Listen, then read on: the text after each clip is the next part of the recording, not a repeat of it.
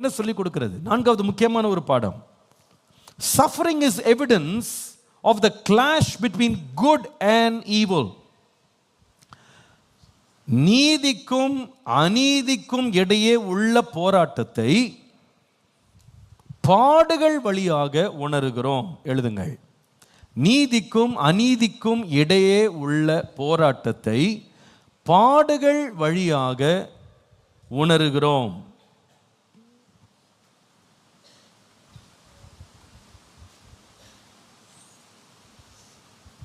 எழுதிட்டீங்களா? 1 பேதுரு 3:13 ஒரு அழகான ஒரு கேள்வியை கேட்கிறார் பாருங்க. அந்த வசனத்தை ரொம்ப பியூட்டிஃபுல்லா இருக்கு, எல்லாரும் கவனிங்க. நீங்கள் நன்மையாய் பின்பற்றுகிறவர்களானால் உங்களுக்கு தீமை செய்கிறவன் யார்? திரும்ப வாசிங்க. நீங்கள் வாசிங்களா, எல்லாரும் சேர்ந்து வாசிக்கலாம். நீங்கள் நன்மையை பின்பற்றுவர்களானா உங்களுக்கு தீமை செய்கிறவன். நல்ல கேள்வி தானே இது. நீங்கள் நல்லதை பின்பற்றினா உங்களுக்கு யார் தீமை செய்ய முடியும்? கேள்வி நல்லதாக இருக்குது, நியாயமாக தான் இருக்குது. ஆமாம், நம்ம நன்மையை பின்பற்றினா யாருமே நமக்கு தீமை செய்ய முடியாது. நம்ம அப்படி தான் நினைக்கிறோம். நீ ஒழுங்காக நடந்தால் உனக்கு ஏன்பா பிரச்சனை, நீ நீதியாக இருந்தால் உனக்கு ஏன்பா பிரச்சனைன்னு நம்ம பொதுவாக உலகத்தெல்லாம் பேசுகிறத கேட்டிருக்கோம். நீ நல்ல வழியில் போனால் உனக்கு ஏன்பா பொல்லாத பிரச்சனை வருது அப்படின்னு தானே கேட்போம். அதுதான் அவர் கேட்குறாரு. நீ நல்ல வழியில் நடந்தால் உனக்கு ஏன் தீமை வரணும் கேட்டுவிட்டு இப்போ 14ஆம் வசனத்துல பாருங்க. அவர் சொல்கிறாரு, நீதியின் நிமித்தம் நீங்கள் பாடுபட்டால் பாக்கியவான்களாக இருப்பீர்கள். அவருடைய பயமுறுத்தலுக்கு நீங்கள் பயப்படாமலும் கலங்காமலும் இருங்க. கர்த்தராகிய தேவன் உங்கள் இருதயங்களை பரிசுத்தப்படுத்துங்க. உங்கள் நம்பிக்கையை குறித்து உங்களிடத்தில் விசாரித்து கேட்கிற யாவருக்கும் சாந்தத்தோடும் வணக்கத்தோடும் உத்தரவு சொல்ல எப்பவும் ஆயத்தமாக இருங்க. கிறிஸ்துவுக்கேற்ற உங்கள் நல்ல நடக்கையை தூஷிக்கிறவர்கள் உங்களை அக்கிரமக்காரர்கள் உங்களுக்கு விரோதமாய் சொல்லுகிற விஷயத்தில் வெட்கப்படுத்தும்படிக்கு நல் மனசாட்சி உள்ளவர்களாக இருங்கள் சொல்லிட்டு 17ஆம் வசனத்தில் சொல்றாரு, தீமை செய்து பாடு அனுபவிப்பதிலும் தேவனுக்கு சித்தமானால் நன்மை செய்து பாடு அனுபவிப்பதே. அப்ப பாடுக்கு என்ன காரணமாக கூட இருக்கு? நல்லபடியா வாழ்ந்தாலும் என்ன வருது? பாடு இருக்கு. அப்போ இந்த உலகத்தில் நீதியா வாழ்வதற்கும் அநீதியாக நடக்கிற உலகத்தின் கோட்பாடுகளுக்கும் நடுவில் என்ன இருக்கு? ஒரு போராட்டம் இருக்கு. அந்த போராட்டத்தில் நம்ம சிக்கிக்கொள்ள முடியும். இன்னைக்கு சில பேர் சொல்லலாம், பாஸ்டர் நான் வேலை எழுந்து போனது நான் பொய் சொல்லாமல் இருந்ததுக்கு இல்லை பாஸ்டர், நான் உண்மை சொன்னதுக்கு இல்லை, நான் பொய் சொல்ல மாட்டேன்னு சொன்னேன் பாருங்க, அதுக்குனே என்னை வேலை விட்டு எடுத்துட்டாங்க. நான் லஞ்சம் வாங்க மாட்டேன்னு சொல்லி நின்னேன், அதுக்குனே என்னை ப்ரமோஷன் கொடுக்க மாட்டேன்ட்டாங்க. எல்லா அதிகாரிகள் எனக்கு விரோதமாக எழுப்பிட்டாங்க. ரொம்ப கஷ்டப்படுறேன் என் வேலையில். எதனால? தீமை செஞ்சு இல்லை, நன்மை செய்து என்ன பண்ணுறேன்? பாடு அனுபவிக்கிறேன். இந்த மாதிரி ஒரு பாடு இந்த உலகத்தில் இருக்குன்றதை மறந்துடாதீங்க. இதை விசேஷமாய் தேவனுடைய பிள்ளைங்க நீதியை தெரிந்தெடுக்கும் போது கர்த்தர் ஒரு தேவ ஆட்டுக்குட்டியை நீதியின் பாதையிலே நடத்துகிறாருன்றது நல்லதாக இருக்குது. ஆனால் கர்த்தர் நம்மளை நீதியின் பாதையில் நடத்தும் போது அதுக்குன்னே உபத்திரம் அனுபவிக்க வேண்டிய பிரச்சனைகள் இருக்குது. நீங்கள் உண்மை பேச நீங்கள் தீர்மானம் பண்ணிங்க பாருங்கள், அன்னிலேருந்து வந்தது உங்களுக்கு போராட்டம். ரோட்டில் நீங்கள் ஒழுங்காக போயிட்டு இருந்தீங்க பாருங்கள், ஒருத்தர் எதிரில் வந்து இடிப்பான். இடிச்சிட்டு நல்லா வந்தவனை திட்டிட்டு போவான். ஆமாங்க, திட்டுவான். எப்படி திட்டுவான் தெரியுமா? பார்த்து வரக்கூடாதா? எப்படி பார்த்து வரக்கூடாதா? யார் பார்த்து வரணும்? யாரை திட்டணுன்னே விவசாயம் இல்லாமல் போச்சு. நீங்கள் வண்டியை நிறுத்திட்டு இருப்பீங்க, இவன் செல்ஃபோனே பார்த்து தொம்முன்னு இடிச்சிருப்பான். இடிச்சிட்டு நம்மகிட்ட வந்து கேட்பான், இங்கே ஏன் நிறுத்தின வண்டியை? இங்கேயே வண்டி நிறுத்தின. இதுதான் இன்னைக்குள்ள உலகம். நான் சும்மா ஒரு வேடிக்கையாக சொன்னேன். ஆனால் ஒவ்வொரு நாளும் நிறைய போராட்டங்களை எதுக்காக கூட நீங்கள் சந்திப்பீங்கன்னு சொன்னால், நீதியாக வாழ்ந்ததுக்குன்னே சில போராட்டங்கள் இருக்குங்க. நீதியாக வாழ்ந்ததுக்குன்னே போராட்டம் இருக்கு. பிரசங்கி 4ஆம் அதிகாரம் 1 முதல் 2 வசனங்களை பாருங்க. இதற்கு பின்பு நான் சூரியனுக்கு கீழே செய்யப்படும் கொடுமைகளை எல்லாம் சிந்திச்சு பார்த்தேன். இதோ ஒடுக்கப்பட்டவர்களின் கண்ணீரை பார்த்தேன். அவர்களை தேற்றதுக்கு ஒருத்தனும் கிடையாது. ஒடுக்கப்படுகிற பட்சத்தில் பலம் இருந்தது, ஒடுக்குகிறவர்கள் பட்சத்தில் பலம் இருந்தது. அப்படி இருந்தாலும் தேற்றுகிறதுக்கு யாரும் கிடையாது. அதனால் இன்னும் உயிரோடு இருந்து பிழைக்கிறவர்களை பார்க்கல முன்னமே காலம் சென்று மரித்தவர்களையே பாக்கியவான்கள் நராம். இந்த உலகத்தெல்லாம் உயிரோடு இருந்து பாடுபடுறதுக்கு செத்து போனவெல்லாம் ரொம்ப ஆசீர்வதிக்கப்பட்டவன் சொல்லி முடிச்சாராம். ஏன்னா ஒருத்தன் பாடுபடுறான், நல்லவனா இருந்தான், நீதியா இருந்து பாடுபடுறான், அவனுக்கா பரிதாபப்படுறதுக்கு ஒருத்தனும் கிடையாது. இந்த உலகத்தில் எதுக்கு வாழணும்ன்றார். அப்போ அவர் என்ன ஒரு உண்மையை சொல்றாருன்னா, இந்த உலகம் எப்படிப்பட்ட உலகம்னா நீதியை விரும்புறது இல்லை, அநீதியை விரும்புகிறது. யோவான் 3ஆம் அதிகாரம் 19 20 வசனங்களை பாருங்க. யோவான் 3 19 20. ஒளியானது உலகத்திலே வந்திருந்தும் மனுஷருடைய கிரியைகள் பொல்லாதவைகளாக இருக்கிறபடியால் அவர்கள் ஒளியை பார்க்கிலும் இருளை விரும்புகிறதே இந்த ஆக்கினை தீர்ப்பு காரணமாக இருக்கிறது. பொல்லாங்கு செய்கிற எவனும் ஒளியை என்ன செய்கிறான்? பகைக்கிறான். தன் கிரியைகள் கண்டிக்கப்படாதபடிக்கு ஒளியின் இடத்தில் வராமல் இருக்கிறான். நேர்மையா நடக்கிறவன், உண்மையா நடக்கிறவன், என்னங்க இவ்வளவு டல்லா லைட் போட்டிருக்கீங்க, இருட்டோன்னு இருக்கு, ஒண்ணுமே தெரிய மாட்டேங்குதுன்னுவான். அவன் என்ன சொல்லுவான்னா, நல்ல லைட்டை என்ன பண்ணுங்க, நல்ல பிரைட்டா போடுங்க அப்படின்வான். திருட்டு வேலை பண்றவன், எதுக்கு இவ்வளோ பிரைட்டா போட்டிருக்கீங்க, லைட்டெல்லாம் என்ன பண்ணுங்க, ஆஃப் பண்ணுங்க. வீடு போய் சேரணும்னு நேர்மையா வீட்டுக்கு வர்றவன், அவன் ஸ்ட்ரீட் லைட்லாம் போட்டதை பார்த்த உடனே ரொம்ப மகிழுகிறான். பரவாயில்ல, நம்ம கவர்மெண்ட் நல்ல கவர்மெண்ட், தெருவிளக்கெல்லாம் இவ்வளோ பிரகாசமாக எல்இடி லைட்டாக மாற்றி நல்ல பளபளன்னு ரோடெல்லாம் பிரகாசமாக்கிட்டாங்கன்னு அவன் சந்தோஷமாக வீட்டுக்கு வர்றான். ஆனால் 2 திருட்டு கோட்டு வந்த இந்த ரோடு வழியாக போகுது, அதில் அது எப்போ சந்தோஷப்படும்னு கேட்டால், அன்னைக்கு பார்த்து லைட் எரியல பாருங்க, அவங்க 2 பேருக்கு ஒரே சந்தோஷம். வாழ்க ஈபி அப்படின்றான். ராத்திரி திருடணும்னு வந்த திருடன் அவ்வளோ சந்தோஷப்படுறான். எதுக்கு? இருட்டை பார்த்து. நீதியா வாழ்றதுக்குன்னே பாடு ஒன்று இருக்குன்றத மறந்துடாதீங்க. இந்த உலகம் நீதியை வெறுத்து அநீதியை நேசிக்கிறது. தேவனுடைய பரிசுத்தவான்கள் ஒவ்வொருவரும் இந்த பாடுகளை அனுபவிச்சிருக்காங்க. தேவனோடு நடந்த மக்கள், தேவ தரிசனம் பெற்ற மக்கள், அபிஷேகம் பெற்ற மக்கள், பலவிதமான கிருபைகள் வரங்களை பெற்ற மக்கள் அவ்வளோ பாடுகளை வாழ்க்கையில் சந்திச்சிருக்காங்க. எதுக்காக? நீதிக்கா நின்னதுக்குன்னே பாடு சகிச்சிருக்காங்க. 2 தீமோத்தேயு 3ஆம் அதிகாரம் 11 12. 3ஆம் வானம் வரைக்கும் எடுத்துக்கொள்ளப்பட்ட அப்போஸ்தலனாகிய பவுலுடைய வாழ்க்கையின் சாட்சி. அவர் சொல்லுகிறார், அந்தியோகியா, இக்கோனியா, லிஸ்திரா என்னும் பட்டணங்களில் எனக்கு உண்டான துன்பங்களையும் பாடுகளையும் நன்றாய் அறிந்திருக்கிறாய். எவ்வளவோ துன்பங்களை சகித்தேன்னு சொல்லிட்டு, இவை எல்லாவற்றையும் கர்த்தர் எப்படியோ நீங்களாக்கிட்டாருன்னு சொல்லிட்டு, அந்தியும் கிறிஸ்து இயேசுக்குள் தேவ பக்தியாய் நடக்க மனதாய் இருக்கிற கொஞ்சம் பேர் இல்லை, யாவரும் துன்பப்படுவார்கள். தேவ பக்தியா நடக்கணும்னு நினைச்சேன், முன்னாடி ரவுடியா அலைஞ்சேன், எல்லாரையும் துன்பப்படுத்தினேன். இப்போ தேவ பிள்ளையா பிரசங்கியாரா போய் ஊரா போய் பிரசங்கம் பண்றேன், அதுக்குன்னே உத வாங்குறேன். நல்லது சொல்ல போய் என்ன வந்துச்சுப்போம்? அடி உத தான், துன்பம், உபத்திரவம். மறந்துடாதீங்க, சஃபரிங் நம்ம லைஃப்ல எப்போ வருது தெரியுமா? அது நீங்கள் விளையும் கொள்ளணும். எல்லா சஃபரிங்குமே நம்ம பாவம் செஞ்சு வர்றதில்லை. நீதியாக நடக்க தெரிந்தெடுத்தோம் பாருங்க, அதுக்கு ஒரு பரிசு உலகம் கொடுக்குது. என்னன்னா, பாடு வச்சுக்கோ, அனுபவி. நீங்கள் பாருங்க, ஒழுங்கா லஞ்சம் வாங்காமல் இருங்க, தண்ணி இல்லாத காட்டத்துக்கு அடிப்பாங்க. உண்மையா இல்லையா?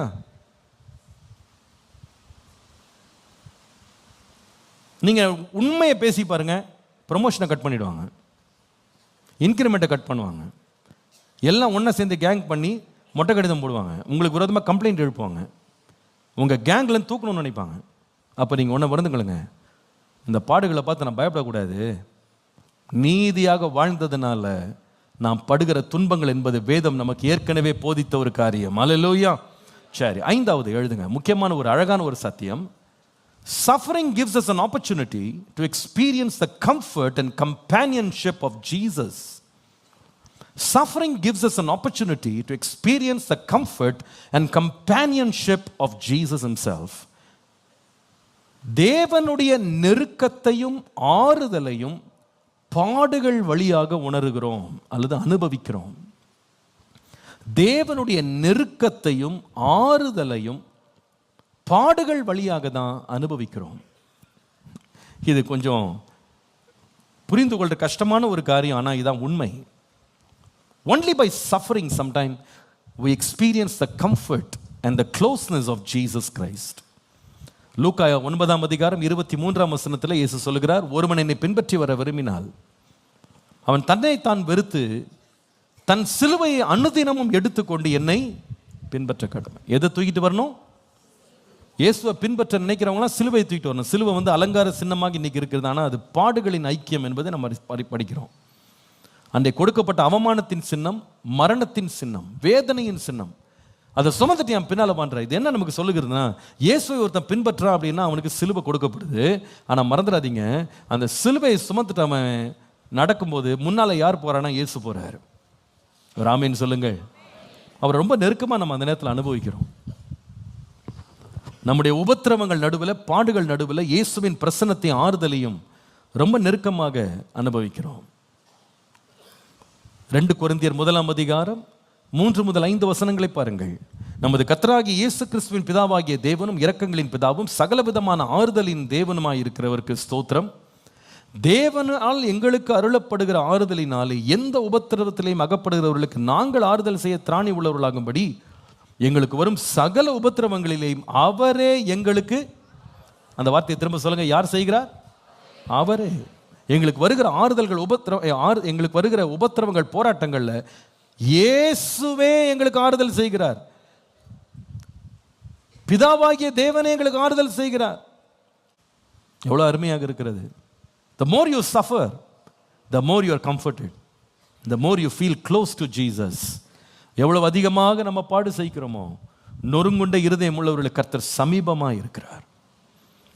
நானே உனக்கு ஆறுதல் செய்கிறவன், நானே உனக்கு ஆறுதல் செய்கிறவர். எவ்வளவு அருமையான தேவன் நம்முடைய தேவன்.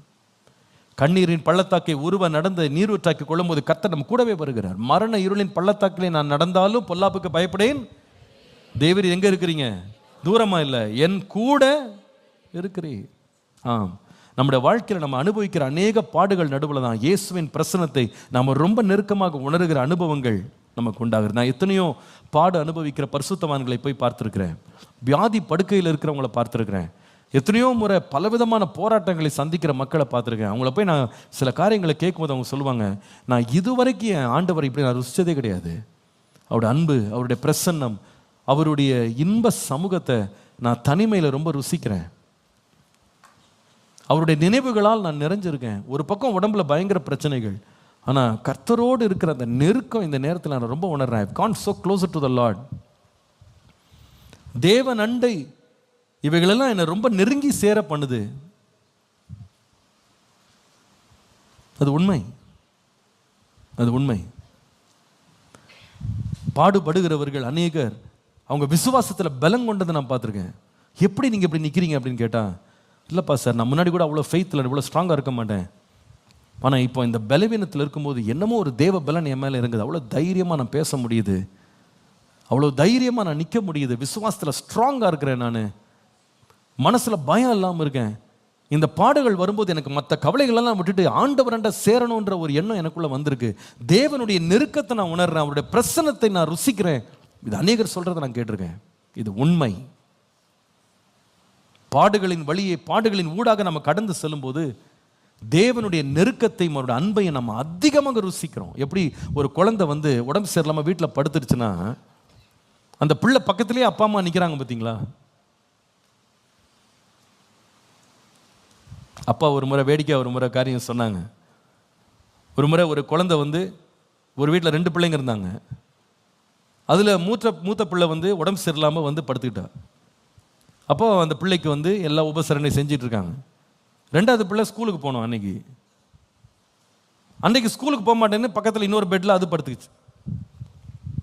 அப்போ இவங்க கேட்டாங்க, உனக்கு உடம்பு நல்லா தானே இருக்கு, நீ போ அப்படின்னா. இல்லை நான் போக மாட்டேன், இப்படியே தான் படுத்துக்குவேன், எனக்கு கூட ஜுரம் அடிக்குது. அப்போ இவங்க தொட்டு பார்த்தாங்க, ஒரு ஜுரமும் இல்லை, ஒன்றும் இல்லை. இல்லை ஜுரம் வந்துடும், எனக்கு ஜுரம் வர மாதிரி இருக்குது, நான் இப்படி தான் இருப்பேன். ஏன் நீ போக மாட்டேங்கிற, போ அப்படின்னா. அது சொல்லிச்சான், சின்ன குழந்தை சொல்லிச்சான், அக்காவுக்கு மட்டும் நீங்கள் கிரேப் ஜூஸ் கொடுக்குறீங்க, அதுக்கு வந்து பன்னு கொடுக்குறீங்க, அதுக்கு பிரெட் டோஸ்ட் பண்ணி கொடுக்குறீங்க, பக்கத்துலேயே உட்காந்து அது கையை பிடிச்சி விட்றீங்களே, நான் படுத்துக்கிறேன், நீங்கள் எனக்கும் என்ன பண்ணுங்க, ஜூஸ் கொடுங்க.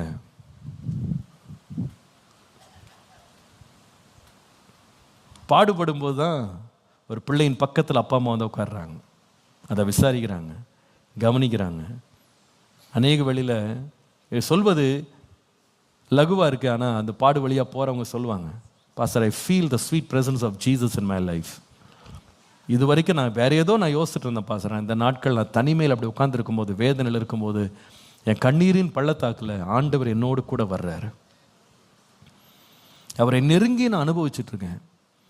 இந்த பாடுகள் ஆண்டவருடைய முக்கியத்துவத்தை என் வாழ்க்கையில் உணர்த்தி இருக்குன்னு சொல்கிறாங்க. Suffering gives us an opportunity to experience the comfort and the closeness and the companionship of Jesus. தேவனுடைய நெருக்கத்தை மாறுதலையும் பாடுகள் வழியாக தான் நாம் உணர்கிறோம். 6வது எழுதுங்க. Suffering aids in conditioning of noble character.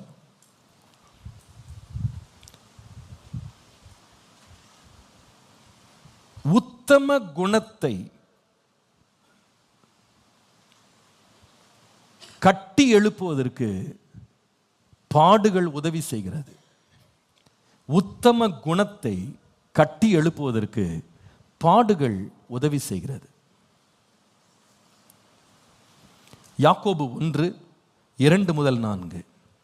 என் சகோதரரே, நீங்கள் பல விதமான சோதனைகளில் அகப்படும் போது உங்கள் விசுவாசத்தின் பரீட்சையானது பொறுமையை உண்டாக்கும் என்று அறிந்து அதை மிகுந்த சந்தோஷமாய் எண்ணுங்கள். மீண்டும் வாசிக்கிறேன். நீங்கள் பலவிதமான சோதனைகள் அகப்படும் போது உங்கள் விசுவாசத்தின் பரீட்சையானது பொறுமையை உண்டாக்கும் என்று அறிந்து அதை மிகுந்த சந்தோஷமாய் எண்ணுங்கள். நீங்கள் ஒன்றிலும் குறைவுள்ளவர்களாய் இராமல் பூரணராயும் நிறைவுள்ளவர்களாயும் இருக்கும்படி பொறுமையானது பூரண கிரியை செய்ய கடவுள். ஆம், வாழ்க்கையில் பரீட்சைகள் போராட்டங்கள் வரும்போது அது நமக்குள்ள சில உத்தம குணம். பொறுமை இதில் வாசிக்கிறோம். ரோமர் 5:3-5 அது மாத்திரமல்ல, உபத்திரவம் பொறுமையையும், பொறுமை பரீட்சையையும், பரீட்சை நம்பிக்கையையும் உண்டாக்குகிறது என்று நாங்கள் அறிந்து உபத்திரவங்களிலேயும் மேன்மை பாராட்டுகிறோம். மேலும் நமக்கு அருளப்பட்ட பரிசுத்த ஆவியினாலே தேவ அன்பு நம்முடைய இருதயங்கள் ஊற்றப்பட்டிருக்கிறபடியால் அந்த நம்பிக்கை நம்மை வெட்கப்படுத்தாது. உபத்திரவம் என்ன உண்டாக்குதுன்னா பொறுமை, பொறுமை பரீட்சையை உண்டாக்குது, பரீட்சை நம்பிக்கையை உண்டாக்குகிறது. நமக்குள்ள இந்த பொறுமை, நம்பிக்கை, அன்பு இதெல்லாம் வந்ததுக்கு ஆரம்பம் எங்கன்னு போய் பார்த்தீங்கன்னா என்னது? உபத்திரவம். 1 பேதுரு 5:8-10. 1 பேதுரு 5:8-10. தெளிந்த புத்தி உள்ளவர்களாயிருங்கள், விழித்திருங்கள். ஏனெனில் உங்கள் எதிராளாகிய பிசாசானவன் கெர்ச்சிக்கிற சிங்கம் போல எவனை விழுங்கலாம் என்று வகை தேடி சுற்றி திரிகிறான். விசுவாசத்தில் உறுதியாயிருந்து அவனுக்கு என்ன செய்யுங்க? எதிர்த்து நில்லுங்கள். உலகத்தில் உள்ள உங்கள் சகோதரரிடத்தில் அப்படிப்பட்ட பாடுகள் நிறைவேறி வருகிறது என்று அறிந்திருக்கிறீர்களே. கிறிஸ்து இயேசுக்குள் நம்மை தமது நித்திய மகிமைக்கு அழைத்தவராயிருக்கிற சகல கிருபை பொருந்திய தேவன் தாமே கொஞ்ச காலம் பாடுகிற உங்களை சீர்படுத்தி, ஸ்திரப்படுத்தி, பலப்படுத்தி. அல்லேலூயா. இந்த அனுபவம்லாம் யாருக்குன்னு கேட்டால் யாருக்கு தான்? நீங்கள் வாழ்க்கையில் ரொம்ப அடிப்பட்டவங்களை போய் பேசியிருக்கீங்களா? நீங்கள் அவங்ககிட்ட ரொம்ப வியாதி படுக்கையில் போனவங்ககிட்ட பேசியிருக்கீங்களா? அந்த ஜனங்களுக்குள்ள இருந்து அது என்னன்னு தெரியல, ஒரு வித்தியாசமான ஒரு குணம் வெளிப்படும். அந்த உபத்திரவங்கள், அவங்க வாழ்க்கையில் பட்ட பிரச்சனைகள், அவங்க சந்தித்த பாடுகள் பார்த்தீங்கன்னா அவங்களுக்கு ஒரு ரெசிலியன்ட் ஸ்பிரிட் அவங்களுக்குள்ளே கொண்டு வரும். அவங்க பயப்படவே மாட்டாங்க. அவங்க ரொம்ப அன்பாக இருப்பாங்க, ரொம்ப இரக்கமாக இருப்பாங்க, ரொம்ப பொறுமையாக இருப்பாங்க, அவசரம்லாம் பட மாட்டாங்க. ஏன்னா அவங்கெல்லாம் பார்த்தீங்கன்னா அந்த அந்த பாடெல்லாம் பட்டு பட்டு பட்டு அவங்களுக்குள்ளே இருக்கிற அந்த ரஃப் எட்ஜஸ்லாம் ஸ்மூத் ஆகிடும். அப்படி நிறைய பேர் நான் பார்த்துருக்கேன். அந்த பாடுகள் வழியாக போகிறவங்க ரொம்ப தெளிந்த விதமாக யோசிப்பாங்க, ரொம்ப நிதானமாக யோசிப்பாங்க. ஏன்னா அவங்க இந்த பாடுகள், அவங்களுக்குள்ளே இருந்த அவசரங்கள், அவங்களுக்கு இருந்த குறுகிய பார்வை, இதெல்லாம் தூக்கி வெளியே போட்டு முக்கியமானதற்கு முக்கியத்துவம் கொடுத்து நல்ல குணமுள்ளவர்களாக இருப்பாங்க. நான் நிறைய பேர் பார்த்துருக்கேன். வியாதி படுக்கையில் இருக்கவங்க நிறைய பேர் ரொம்ப உதாரத்துவம் உள்ள குணமுள்ளவர்களாக மாறியிருக்காங்க. ரொம்ப ஜென்ரஸ் ஸ்பிரிட் அவங்களுக்குள்ள வந்திருக்கு. அது உண்மை. It is true, very very true. இதை யாரும் மறுக்கவே முடியாது.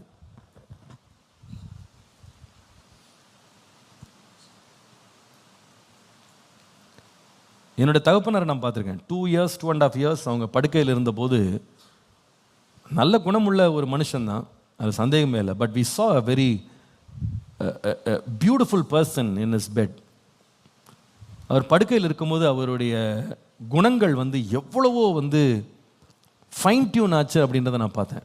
மெனி திங்ஸ் ரொம்ப டெண்டர் லவ் அவருக்குள்ளே வந்ததை நான் பார்த்தேன். முன்னாலெலாம் பார்த்தீங்கன்னா இந்த வியாதி படுக்கையில் வர்றதுக்கு முன்னால் அவங்களுக்கெல்லாம் நேரமே இருக்காது. பிள்ளைகள்கிட்ட உட்காந்து பேசவோ நேரம் செலவழிக்கவோ அவங்களுக்கு முக்கியத்துவம் கொடுக்கவோலாம் அவங்க அவ்வளோ இன்ட்ரெஸ்ட் காட்டவே மாட்டாங்க. ஊழியம் ஓடிட்டே இருப்பாங்க. ஆனால் அவங்க அந்த பெட்டில் 2.5 years உட்கார்ந்த பிறகு அவங்க ஊழியங்களை வந்து பார்த்தாங்க, அதெல்லாம் ரசித்தாங்க. ஆனால் நான் கவனித்தேன், அவங்களுக்கு 78 வயசு. ஆனால் ஒரு 2 வயசு தம் பேர பிள்ளையோடு அவ்வளவு சகஜமாக பழகினதே நாங்கள் அப்போ தான் பார்த்தோம். எங்களோடலாம் வந்து அந்த மாதிரி பேசினதே கிடையாது, அதுக்கு முன்னாடி பார்த்ததே கிடையாது நான். ஆனால் ரொம்ப காமாக பேசுவாங்க, ரொம்ப அன்பாக பேசுவாங்க, ரொம்ப பொறுமையாக பேசுவாங்க, அவசரமே பட மாட்டாங்க. சில வேளையில் வந்து எங்களுக்கே ரொம்ப கஷ்டமாக இருக்கும், அவங்க படுற பாடுகளை பார்த்துட்டு ரொம்ப கஷ்டமாக இருக்கும், எங்களுக்கே வேதனை தாங்காது. ஆனால் அவங்க அது ரொம்ப கூலாக எடுத்துக்கிடுவாங்க. நேற்றுக்கு ரொம்ப உயிருக்கு ரொம்ப போராடிட்டேன் அப்படின்வாங்க. என்ன சொல்கிறீங்க? இல்லை ரொம்ப ராத்திரியை தாண்டுவனானே தெரிலன்னு அப்படி சிரிச்சுக்கிட்டே சொல்லுவாங்க. என்ன நீங்கள் சிரிச்சுக்கிட்டு சொல்கிறீங்க அப்படின்னு அதான் பார்த்தாச்சு, நிறையா பார்த்தாச்சு அப்படின்வாங்க.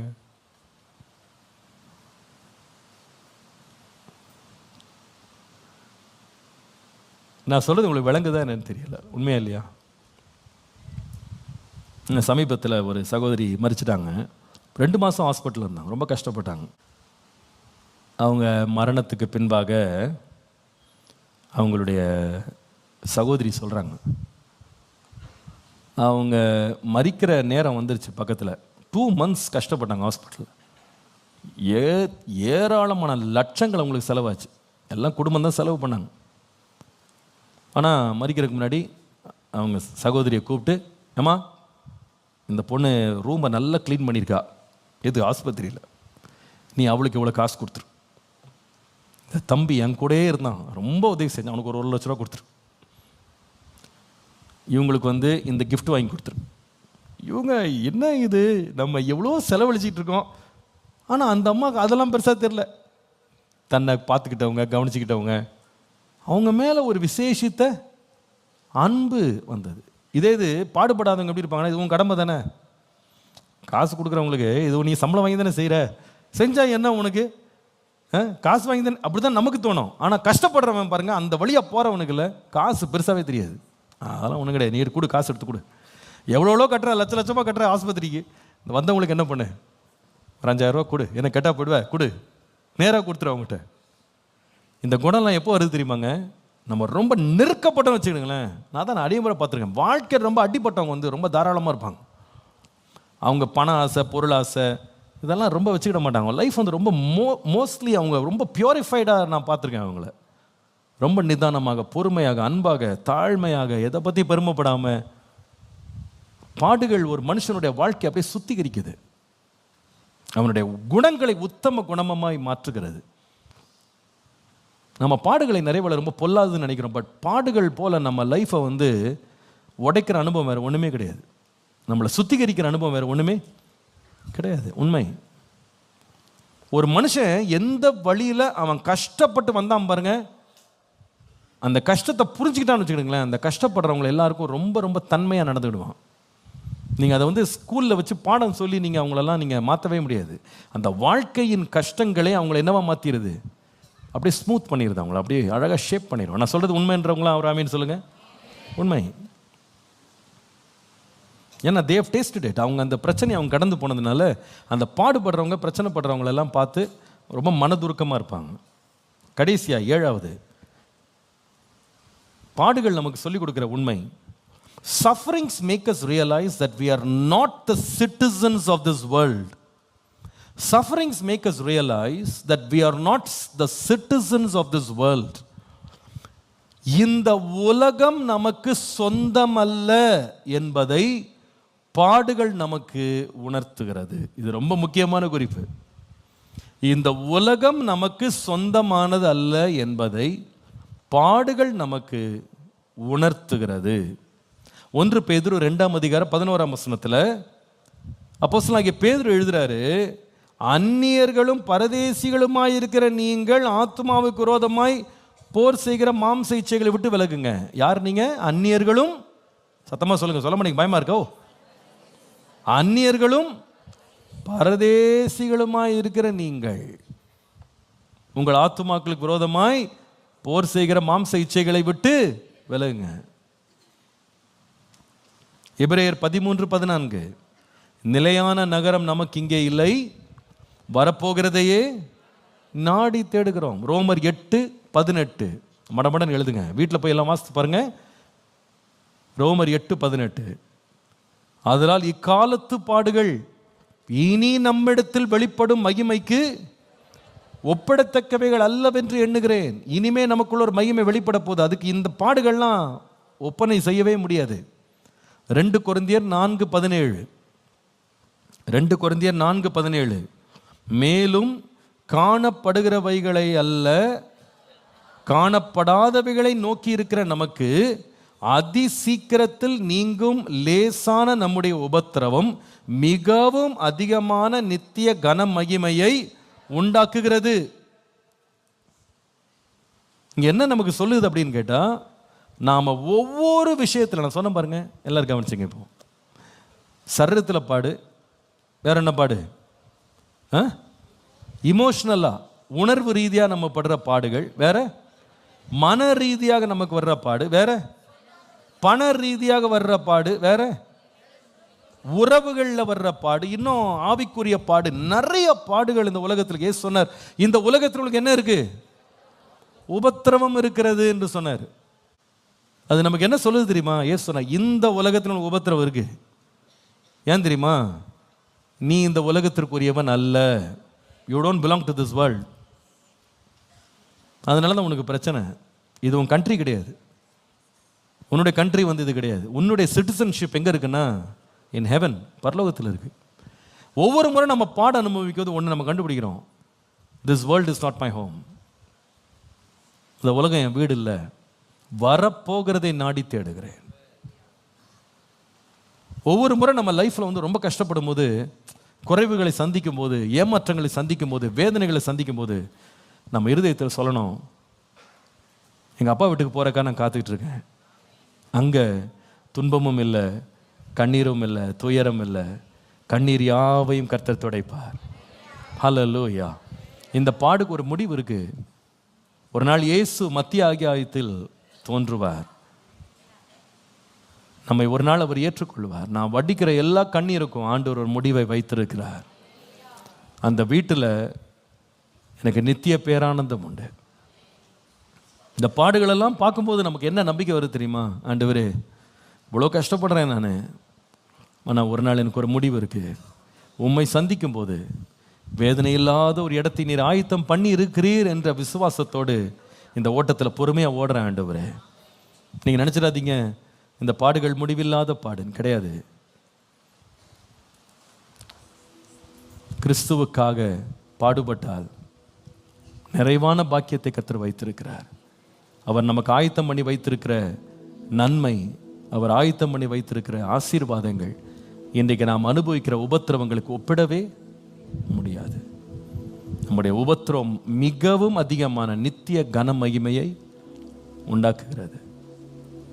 பாடுகள் வழியாக கடந்து போகிற ஒவ்வொருவரும் இந்த 7 சத்தியங்களை கற்றுக்கொண்டு பாடுகளை சந்திக்கும் போது அவைகளை சந்திக்க ஆயத்தமாக நம்மை ஆயத்தப்படுத்திக் கொள்ள கர்த்தர் கிருபை தருவாராக.